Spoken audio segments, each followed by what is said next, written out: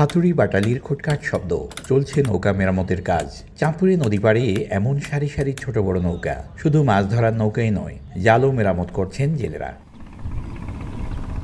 জাটকা সংরক্ষণে March April 2 মাস অন্য অভয়াশ্রমগুলোর মতো চাঁদপুরের পদ্মা ও মেঘনায়ও ছিল মাছ ধরার নিষেধাজ্ঞা। এতে পেশা হারিয়ে বেকার হয়ে পড়েন প্রান্তিক জেলেরা। তবে নতুন করে মাছ ধরা শুরু হলে সেই কষ্ট ভুলে যেতে চান তারা। তাই নৌকা ও জাল নিয়ে পদ্মা ও মেঘনার জলের সঙ্গে মিতালি করার প্রস্তুতি তাদের। খায়া না খায়া ছিলাম এই 80 কেজি 70 কেজি চাল দেয়, কি চাল কি হয়নি ভাই। মাছ থাকে তাহলে একটু আল্লাহ যে 2 মাস কষ্ট করলাম, যদি আল্লাহ মুক্তিলা চাই। এই নদীতে 2 মাস নামি নেই। এখন আমরা অভয়াশ্রম শেষ হয়েছে, অভয়াশ্রম শেষ হলে আমরা নদীতে নামবো।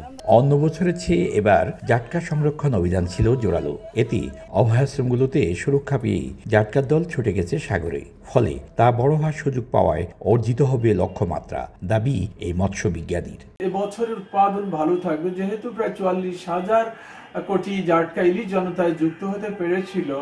এদের সুরক্ষা যথাযথ হলে আশা করা যায় যে ইলিশের উৎপাদন 6 লক্ষ মেট্রিক টনে পৌঁছে যেতে পারে। নিষেধাজ্ঞাকালীন মাছ ধরতে না পারায় চাঁদপুরেই বেকার ছিলেন প্রায় 1.5 লক্ষ জেলে।